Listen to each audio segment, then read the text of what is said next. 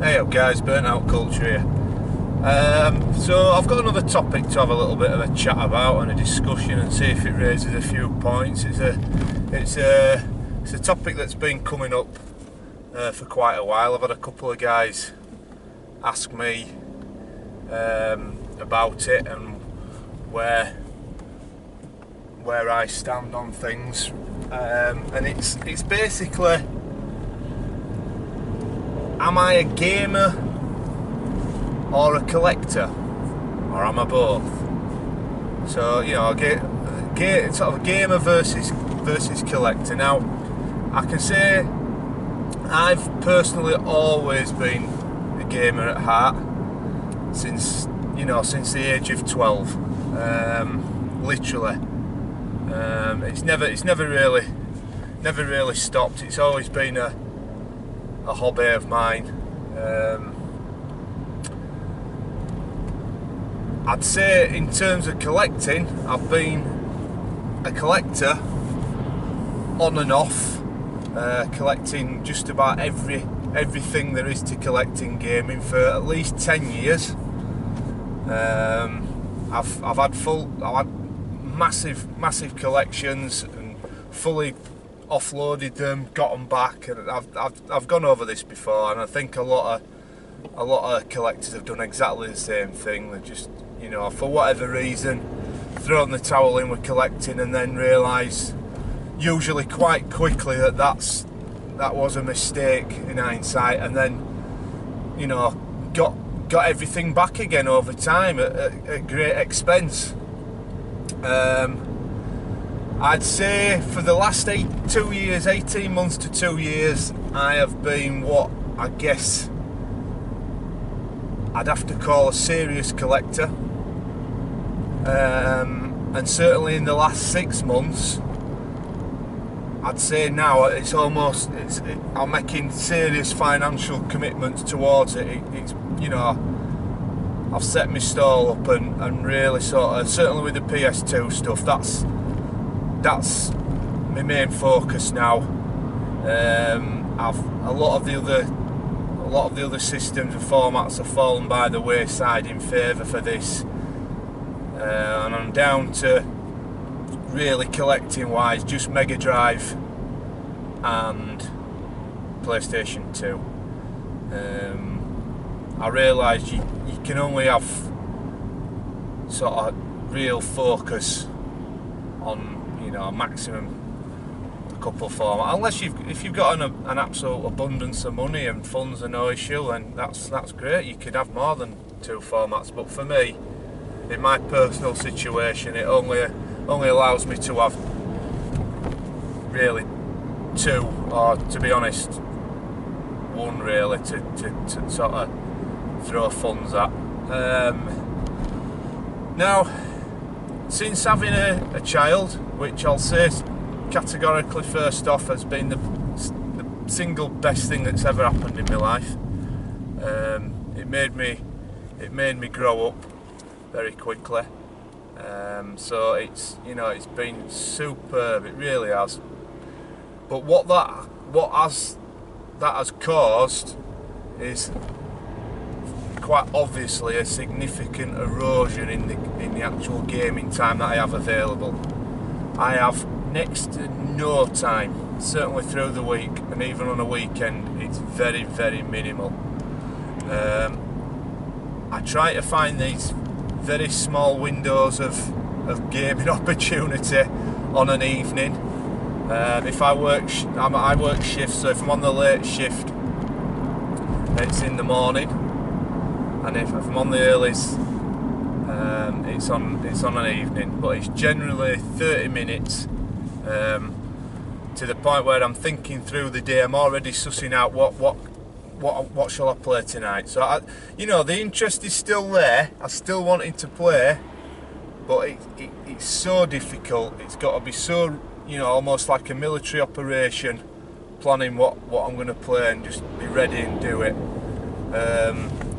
So sometimes on a weekend, once a fluke, I might have a little bit extra time to play something, but nothing to really get my teeth into and throw hours and hours and hours at it.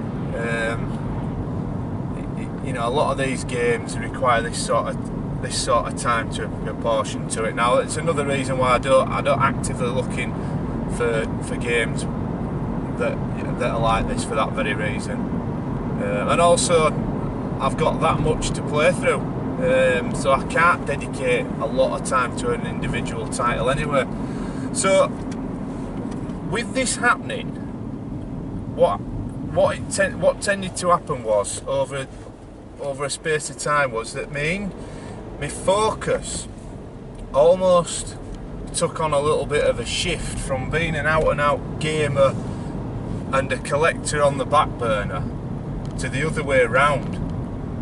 And so, like I said, my interest is still there in gaming, and I love gaming, but the collector side came through and become more of a focal point, and it's a separate entity. It runs in tandem, but it's definitely a separate entity. So I am a collector. I'm not collecting with the look to make a profit on anything, but I'm a collector, a passionate collector of retro gaming. So I'm trying to sort of slowly tick off my bucket list of games that I want to try and acquire over not a set period of time.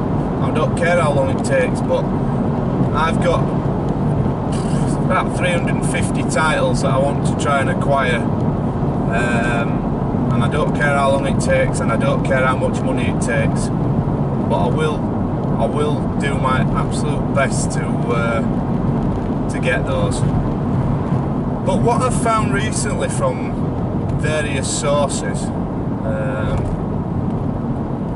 even silly things like sources such as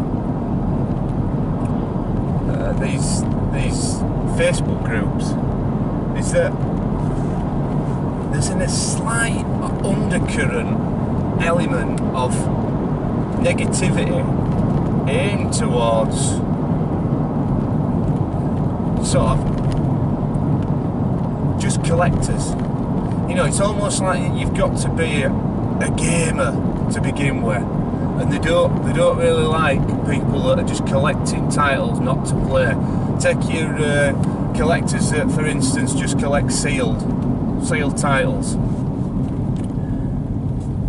You know, for me, it doesn't matter. It doesn't matter whether you're playing these games or not.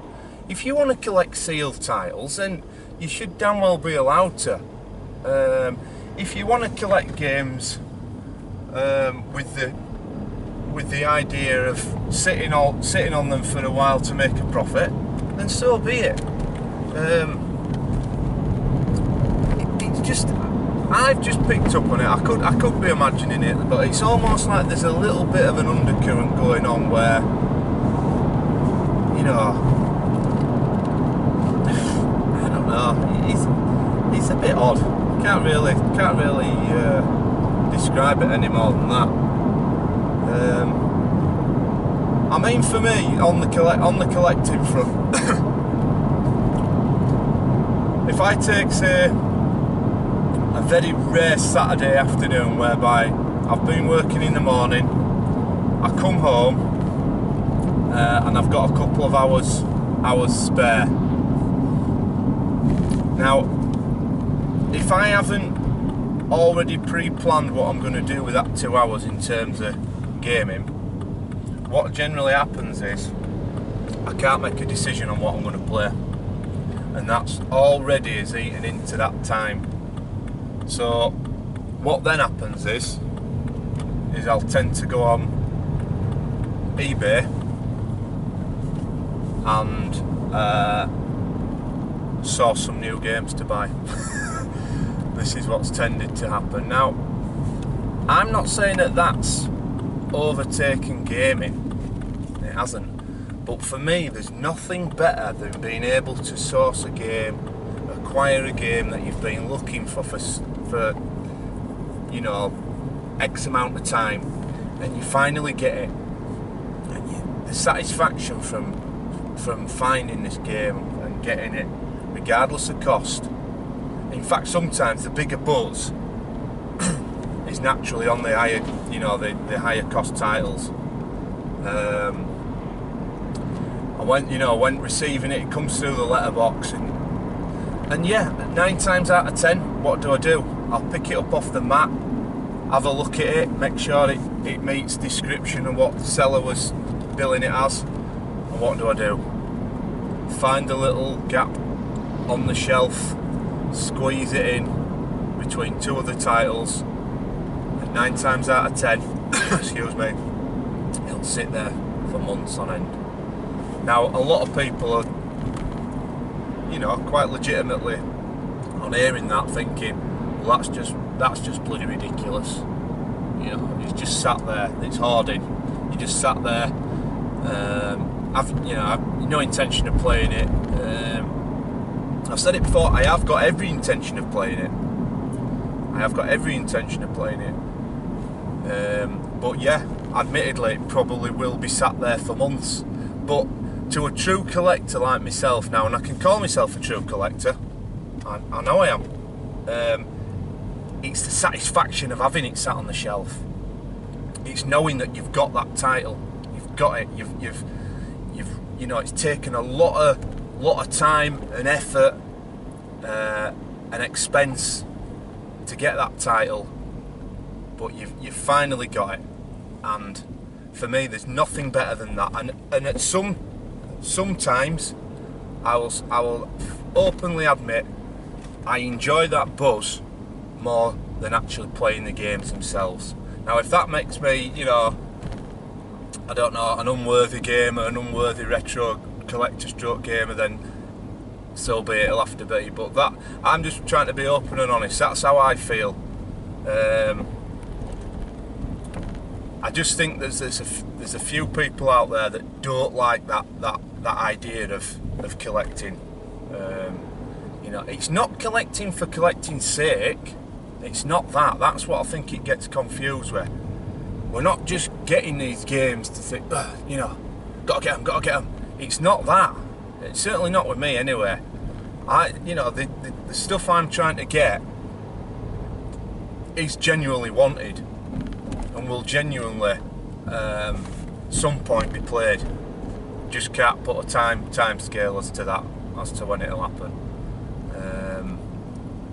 But yeah, and that's about it really. That's my thoughts on it. Now, just wondered again what you guys think about that. Whether do you think the same as me on it? Do you get that same buzz from collecting, and finally getting certain stuff you've been looking for ages for? I don't know. It'd be nice to at least a couple of people that think the same sort of thing. So yeah, I mean that's it, guys. There's not much more really to add on it. That's my stance on it. That's my take on it. So yeah, cool. Right, guys. Thanks so much for watching as usual. Really appreciate it. I've got some serious heavyweight pickups coming.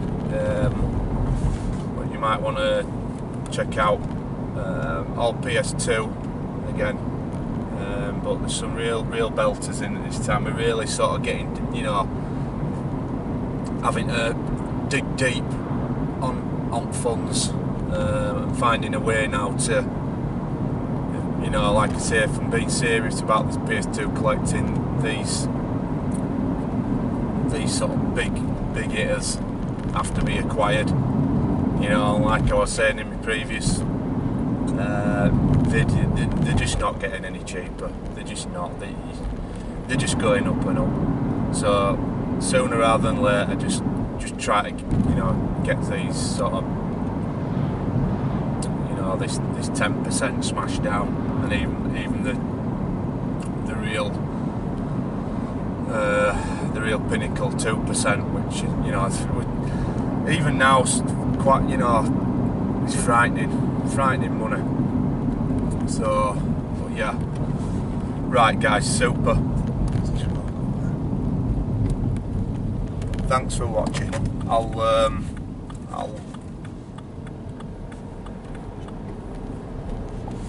I'll see you soon. Thanks, guys.